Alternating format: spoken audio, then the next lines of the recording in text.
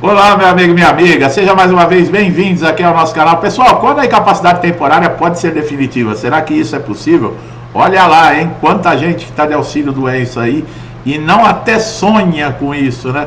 De ter sossego. Mas vamos lá. Bom, no âmbito previdenciário aqui brasileiro, a incapacidade para o trabalho é classificada como temporária ou definitiva. A distinção entre essas duas é crucial para determinar que o segurado ele tem direito ao auxílio doença, que é a incapacidade temporária, ou a aposentadoria por invalidez, que é a incapacidade permanente. A transição de uma situação de incapacidade temporária para definitiva ocorre em situações específicas e o INSS utiliza critérios médicos e administrativos para fazer essa avaliação. A incapacidade temporária é a condição em que o segurado não consegue exercer atividades laborais de forma momentânea, mas existe a possibilidade de recuperação, seja por meio de tratamento médico, cirurgia ou reabilitação. Quando a situação é considerada reversível, o segurado recebe o auxílio-doença, que tem duração limitada e é passível de revisões periódicas. Agora, a incapacidade temporária ela pode ser reclassificada como definitiva se após um longo período de tratamento ou diversas perícias médicas, o segurado não apresentar melhoras significativas ou se especialistas concluírem que a recuperação total da capacidade para o trabalho não é mais possível. Nesses casos, o INSS vai converter o auxílio-doença em aposentadoria por invalidez. Algumas doenças podem inicialmente ser tratadas com a expectativa de recuperação, mas, no entanto, se os tratamentos médicos não gerarem melhora ou se a condição se agravar, a incapacidade ela pode ser considerada irreversível, tá? Depende muito, aí vocês estão vendo, de uma avaliação. Doenças degenerativas, por exemplo, como a artrose severa ou a esclerose múltipla, ou doenças autoimunes, que causam comprometimento funcional progressivo. Essas doenças, se elas tiverem de auxílio doenças, forem consideradas temporárias e tratamentos não tiverem efeito, elas são passíveis de aposentadoria por invalidez. Agora, sequelas permanentes, né, de doenças ou acidentes. Se o segurado sofreu um acidente e desenvolveu uma doença que deixou sequelas permanentes, a incapacidade temporária pode ser convertida em definitiva. Por exemplo, uma lesão na coluna que resulta em uma paralisia irreversível. Sequela de AVC, o acidente vascular cerebral, que comprometem de forma irreversível a mobilidade ou a função cognitiva. O INSS realiza perícias periódicas para avaliar a evolução da condição médica do segurado. Se ao longo dessa avaliação o perito médico constatar que não há evolução positiva e que a condição não tem perspectiva de melhora, a incapacidade pode ser considerada permanente. O critério de permanência não está apenas relacionado à ausência de melhora, mas também na impossibilidade do segurado se reabilitar para outro tipo de trabalho. Olha aí o que o perito deve avaliar, mas é muito difícil, tá? Dentro do INSS. Mesmo aí não estando, por exemplo, passível de reabilitação, eles acabam mandando para reabilitação, tá? A decisão de reclassificar a incapacidade como definitiva, ela não é feita apenas com base em um único exame ou laudo, tá? O INSS considera também outros fatores. O histórico médico detalhado, o perito do INSS vai analisar a evolução da doença ou a lesão ao longo do tempo, o efeito de tratamentos, né? Se os tratamentos realizados não resultarem na melhoria funcional significativa, a idade do segurado. Pessoas mais velhas têm menos probabilidade de reabilitação para a nova função. E as condições socioeconômicas, a possibilidade aí de reinserção no mercado de trabalho é avaliada com base no perfil do segurado, incluindo nível de escolaridade, que eu sempre falo que é muito importante, o tipo de atividade que ele exercia antes da incapacidade. Se a incapacidade for considerada definitiva, o INSS converte.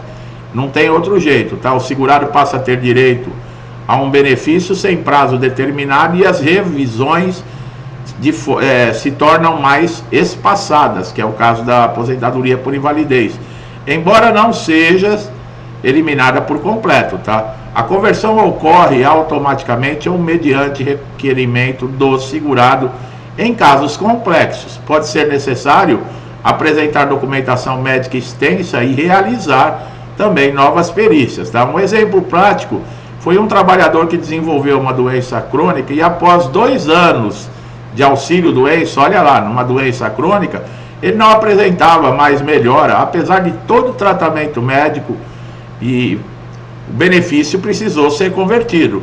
Exceções de casos especiais, em situações graves listadas na legislação, como câncer estágio avançado, paralisia irreversível, insuficiência renal, o INSS pode determinar a incapacidade como definitiva de forma mais rápida, sem a necessidade de prolongar o auxílio-doença. Olha lá, nesses casos que são doenças gravíssimas, né? Não são nem graves, são gravíssimas.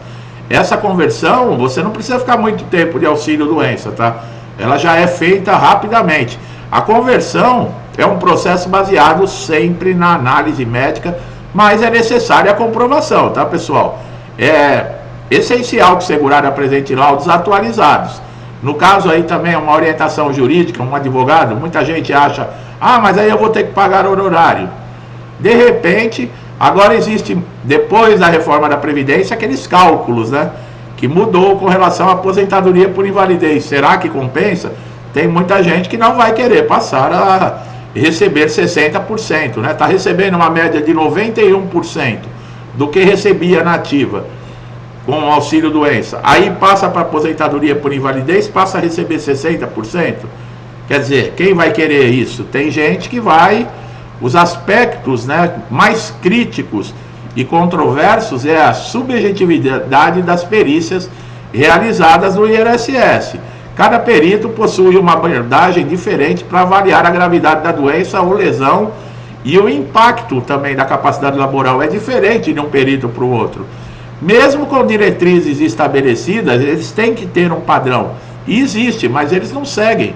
A interpretação ela pode variar, o que vai segurar também uma insegurança para esse segurado. Desafios do segurado, a percepção da incapacidade de um perito pode diferir de outro, levando a resultados inconsistentes. Isso pode fazer com que você tenha alta do auxílio-doença, um indeferimento, uma inexistência de incapacidade. Além disso, os casos complexos como doenças autoimunes ou condições raras podem ser difíceis do perito entender completamente, influenciando na decisão final. Uma doença rara que poucos conhecem, vamos colocar a Covid, que até hoje, né, não se decifrou totalmente esse vírus. E o que acontece? É uma doença rara que apareceu, uma pandemia. Aí você chega no INSS com os sintomas, com a doença rara, o que o perito faz? Se ele não tem conhecimento, mas ele está vendo a gravidade, ele já deve lhe conceder o benefício. Pelo menos para que você tenha a oportunidade de fazer um tratamento, para se diagnosticar melhor. Não, eles negam. Ele nega porque ele não tem conhecimento, quer dizer, parece que é ao contrário. E aí negando, muitas vezes a pessoa está fazendo em tratamento e é a única renda que a pessoa tem. Como é que fica numa condição dessa? Outro ponto sensível é a necessidade de você comprovar que a incapacidade ela é irreversível. Doenças crônicas degenerativas nem sempre apresentam uma deterioração linear ou previsível. Alguns pacientes podem passar por períodos de relativa estabilidade ou melhorias temporárias, que podem ser interpretadas equivocadamente pelo perito como uma cura. Doenças como lúpus, fibromialgia, esclerose múltipla, elas têm momentos de remissão, seguidos por período de crise intensa. Esse padrão oscilante pode dificultar a compreensão da incapacidade real do segurado e gerar decisões de cessação inadequada. Como em muitos casos, o segurado tem benefícios de auxílio-doença cessado antes mesmo da conversão em aposentadoria por invalidez. Se o perito entender que existe alguma chance de reabilitação ou tratamento ainda que pode gerar melhoras, o benefício pode ser interrompido mesmo que a condição clínica do segurado ainda esteja debilitante.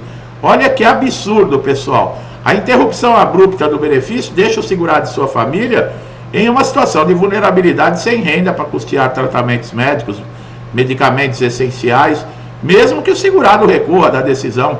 O processo também dentro da justiça demora. Isso agrava mais ainda a instabilidade financeira.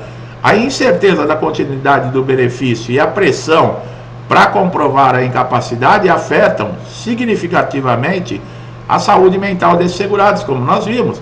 Existem doenças que elas vêm uma fase, a pessoa até parece que se recuperou, e de repente vem uma pancada intensa, que derruba a pessoa. E já pensou se está numa fase dessa que a pessoa está mais leve, a doença deu uma regredida e ela passa na perícia num momento desse?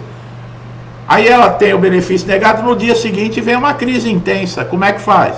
Vai correr aonde? Vai pedir para quem? É uma coisa que você pode recorrer no INSS, pode recorrer, como nós estamos falando, na justiça, mas no caso a decisão, uma sentença, uma reversão dessa cessação, ela é demorada, ela não é imediata, ela não é instantânea. E o que acontece com esse segurado nesses momentos que ele vai ter que ficar aguardando? O impacto emocional é enorme para lidar com isso. É insegurança, é estresse, é angústia, é sofrimento total. E pior que não é só o segurado, né? Muitas vezes tem uma família por trás também, que faz parte de tudo isso, né? A conversão da incapacidade temporária e definitiva, ela também pode ser influenciada pelo acesso que o segurado tem a tratamentos adequados. Em áreas remotas ou menos desenvolvidas, as dificuldades de acessar especialistas ou terapeutas pode prejudicar a recuperação do segurado, mesmo quando o tratamento poderia ser eficaz. Segurados que vivem em regiões com pouca infraestrutura de saúde podem ser mais afetados, não por falta de esforço ou disciplina, mas por uma incapacidade de acessar recursos que poderiam ajudar a melhorar a sua condição. Isso cria um desequilíbrio de avaliação de incapacidade entre os segurados de diferentes regiões.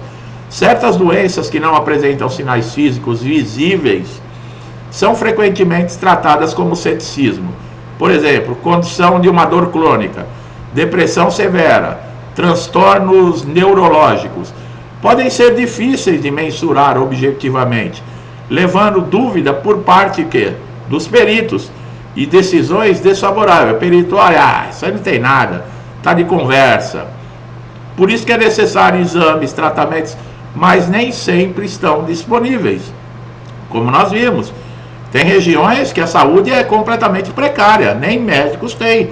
Eles têm que viajar, por exemplo, de uma cidade para outra para conseguir passar em um médico. Beneficiários com doenças invisíveis frequentemente relatam que se sentem questionados e que precisam justificar constantemente a sua incapacidade, mesmo quando os laudos reforçam a gravidade da doença.